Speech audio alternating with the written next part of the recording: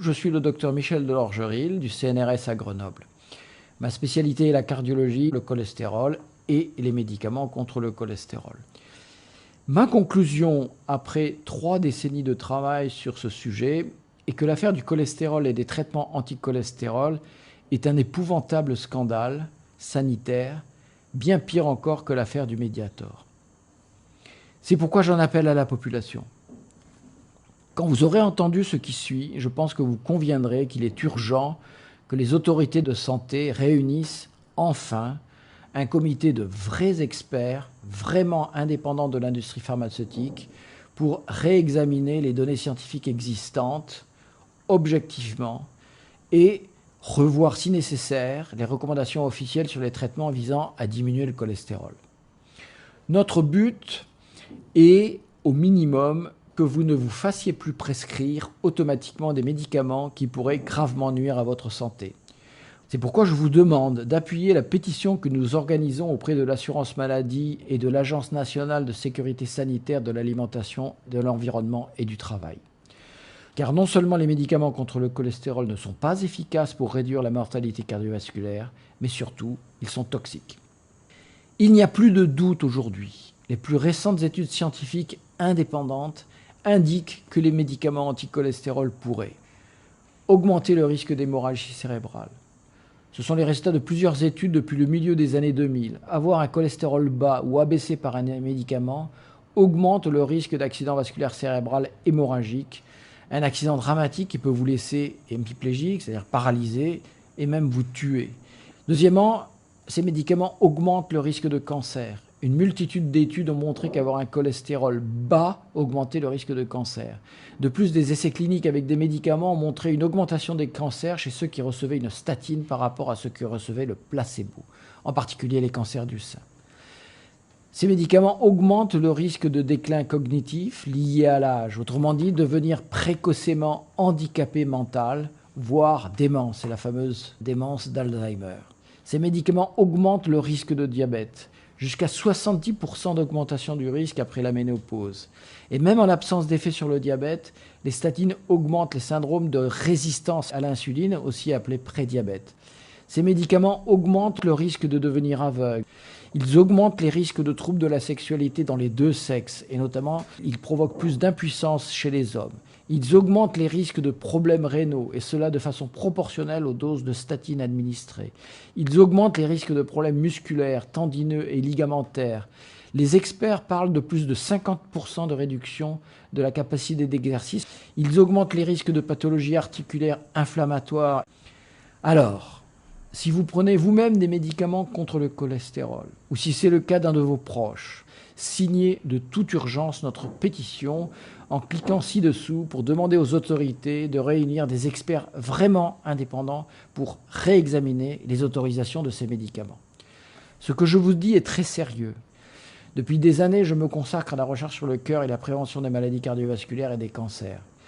Avec d'autres experts dans de nombreux pays, nous considérons que les firmes pharmaceutiques ont dangereusement minimisé les effets secondaires nocifs dus aux médicaments contre le cholestérol et que tout est fait aujourd'hui pour masquer la réalité de cette toxicité.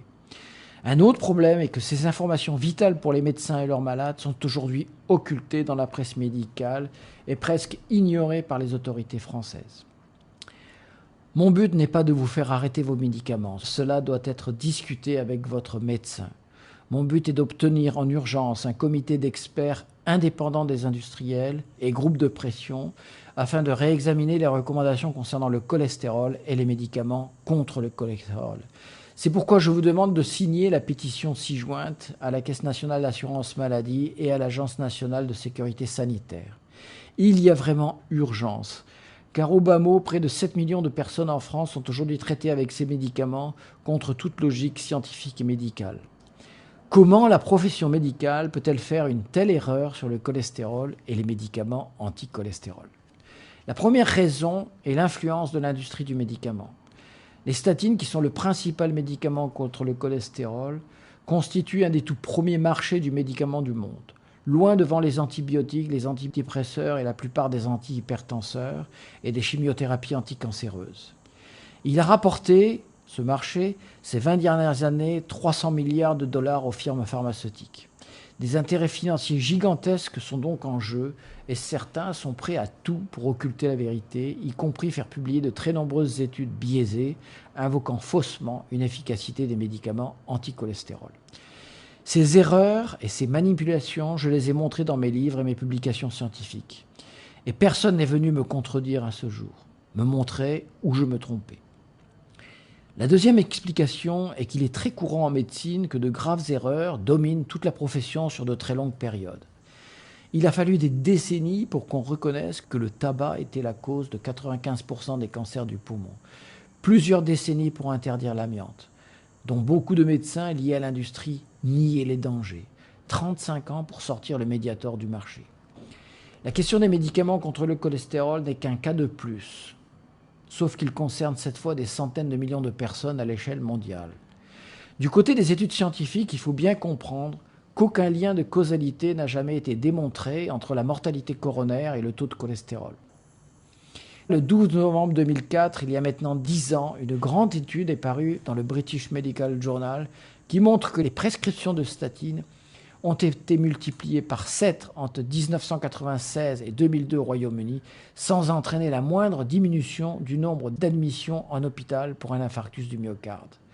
Le 14 janvier 2008, la publication des résultats de l'essai ENHANCE aux États-Unis sur 2 molécules prescrites à des millions de patients pour faire baisser le cholestérol, la simvastatine et les étimibes, a montré une totale inefficacité pour empêcher les lésions d'athérosclérose.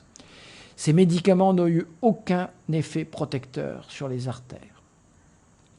Cet essai ayant été conduit chez des personnes porteuses d'une hypercholestérolémie familiale, les personnes qui devraient profiter le plus des médicaments anticholestérol, les investigateurs et le sponsor ont essayé de cacher les résultats négatifs de cet essai, démontrant clairement que l'existence de conflits d'intérêts pouvait induire des comportements aberrants de la part des industriels et aussi des investigateurs, médecins et scientifiques travaillant pour les industriels. Mais ce n'est pas nouveau. Depuis que le cholestérol a été découvert, les scientifiques sérieux affirment qu'il ne provoque pas les maladies cardiovasculaires. Selon les données de la grande étude sur le cholestérol, dite étude de Framingham, il n'y a pas de relation nette entre le cholestérol et le risque d'infarctus chez les personnes de plus de 50 ans et chez les femmes. Pour les personnes qui ont déjà fait un accident cardiaque, on parle dans ce cas de prévention secondaire, 3 essais sérieux ont été réalisés pour diminuer drastiquement les graisses saturées d'origine animale, remplacées par les graisses végétales et ainsi faire baisser le cholestérol. C'est l'étude d'Oslo qui n'a montré aucune différence significative entre les groupes, l'étude de Londres qui a montré une mortalité cardiaque absolument identique dans les 2 groupes, avec ou sans régime contre le cholestérol, et enfin l'étude de Sydney qui a montré une forte augmentation de la mortalité dans le groupe qui suivait le régime anticholestérol. Mais la vraie catastrophe sanitaire a commencé lorsqu'on a voulu faire baisser le cholestérol chez des patients de façon artificielle avec des médicaments, d'abord avec les médicaments dits fibrates, puis avec les statines. Mais malgré cette incroyable accumulation de preuves, sans doute n'y a-t-il aucun autre domaine médical où l'arnaque soit aussi visible et énorme que dans l'affaire des médicaments contre le cholestérol. Des millions de patients continuent à se voir prescrire ces médicaments inutiles et toxiques. L'industrie pharmaceutique et les médecins qui lui sont liés ont tout fait et continuent à tout faire, hélas avec l'aide des médias, pour empêcher que la vérité n'éclate au grand jour. Plus important encore, si la profession médicale dans son ensemble reconnaissait soudain les faits, imaginez le nombre de procès qui risqueraient d'être déclenchés. Le moment est venu de faire tomber les masques. En nous y mettant tous ensemble, nous pouvons forcer les autorités de santé à agir, enfin, sur ce sujet. C'est pourquoi je vous demande instamment de signer la pétition ci-jointe. Si nous ne faisons rien, le système actuel, avec toute sa corruption, peut encore tenir des décennies. Des millions de patients, dont vous-même ou des personnes qui vous entourent, continueront à être dans la plus grande incertitude. N'osant pas s'opposer aux consignes de leurs médecins, ni aux protocoles officiels, elles continueront à prendre des médicaments qui les empoisonnent. Ne laissons pas continuer cette situation insupportable. Rebellez-vous. Exigez des autorités sanitaires qu'elles revoient leurs consignes. sur la seule base des travaux scientifiques indépendants. Il ne manque pas concernant le cholestérol. En agissant tous ensemble, nous pouvons aujourd'hui mettre des coups de boutoir dans le système et faire jaillir la vérité pour tous. Nous sauverons des vies. C'est pourquoi je vous demande de signer la pétition ci-jointe. J'appelle tous mes confrères, médecins responsables, exerçant leur métier avec conscience et dans le respect du serment d'Hippocrate, à relire de toute urgence la littérature médicale indépendante au sujet du cholestérol, à revoir leurs prescriptions concernant les statines et autres médicaments contre le cholestérol et à signer eux aussi notre grande pétition. Je rappelle surtout que de nombreuses études, largement ignorées de la presse médicale et de la grande presse, ont montré que les méthodes naturelles, l'adoption d'un mode de vie protecteur, permettent de réduire de façon drastique le risque de maladie cardiaque. Continuer de les cacher au public est plus qu'un scandale, c'est un crime. Ce n'est pas le cholestérol qui provoque l'infarctus et l'accident vasculaire cérébral. C'est la mauvaise alimentation, la sédentarité, le mode de vie délétère, le tabac, la pollution atmosphérique qui donne de l'hypertension, du diabète, de l'athérosclérose.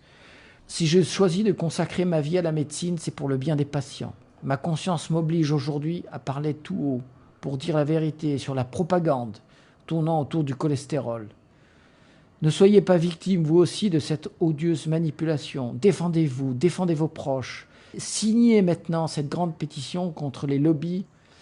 Transférez, s'il vous plaît, ce message le plus largement possible autour de vous. Bien à vous, je suis le docteur Michel Delorgeril.